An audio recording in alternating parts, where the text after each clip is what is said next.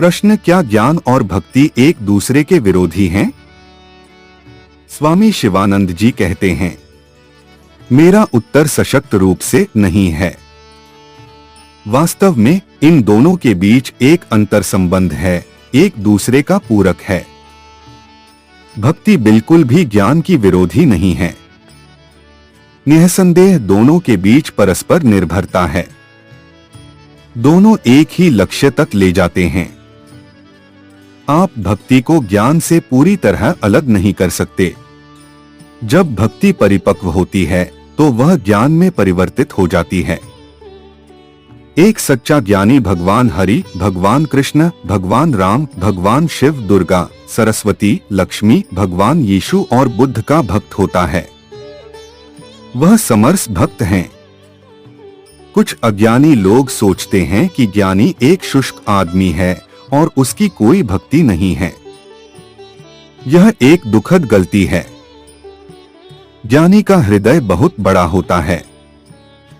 श्री शंकराचार्य के भजनों को पढ़ें और उनकी भक्ति की गहराई को मापने का प्रयास करें। श्री अप्पय्या दीक्षितार के लेखन को पढ़ें और उनकी असीम भक्ति की उदार गहराइयों को मापें। स्वामी राम तीर्थ एक ज्ञानी थे। क्या वह भगवान कृष्ण के भक्त नहीं थे?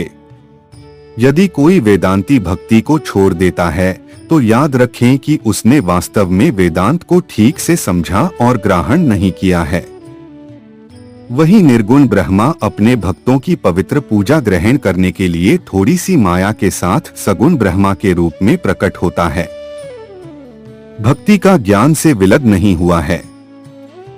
इसके विपरीत ज्ञान भक्ति को प्रगाढ़ करता है। जिसे वेदांत का ज्ञान है वह अपनी भक्ति में अच्छी तरह से स्थापित है। वह स्थिर और दृढ़ है।